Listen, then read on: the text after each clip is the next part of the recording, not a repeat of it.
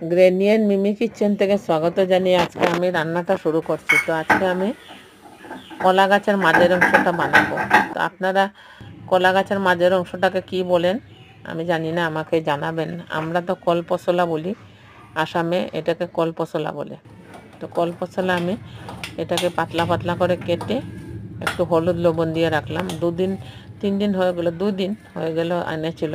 অন্য অন্য সবজি ছিল বলে আমি এটাকে বানাইনি। একটু লাল লাল হয়ে গেছে, কোনো ফরক পড়ে না, এটা খেতে ভালোই লাগবে। তো আমি এটাকে নুন দিয়ে আর হলুদ দিয়ে রাখলাম। তারপর আমি ধুয়ে উঠিয়ে রান্না করার জন্য নিলাম। এদিকে আমি ডালটাও ধুয়ে নিলাম।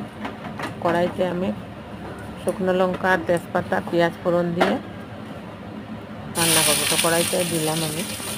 তো এইভাবে আমি কখনো এই কলা গাছের এই মাঝের অংশটাকে আমি কখনো শুটকি মাছ দিয়ে তার উপর চাল গুঁড়ো দিয়ে একটু দিয়ে আমি বানিয়েছি। একদিন আমি অন্য একটা রেসিপিটা আমি বানিয়ে দেখাবো আপনাদেরকে।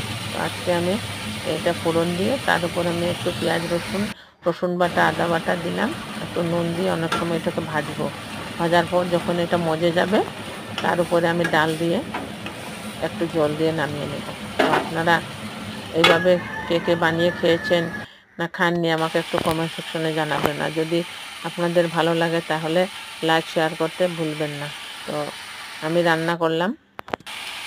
আজকে দুপুরে আমাদের খাওয়ার কিছু নেই, অনেক কিছু ছিল, এই 2-3 দিন বাজার করতে পারেনি, বৃষ্টি ছিল। তাই আজকে দুপুরবেলা এই কলার এই পশলা দিয়ে আমরা আজকে দুপুরে খাওয়া দাওয়া করব। তো প্রথম থেকে শেষ পর্যন্ত আপনারা সবাই দেখার জন্য আমি আপনাদেরকে ধন্যবাদ।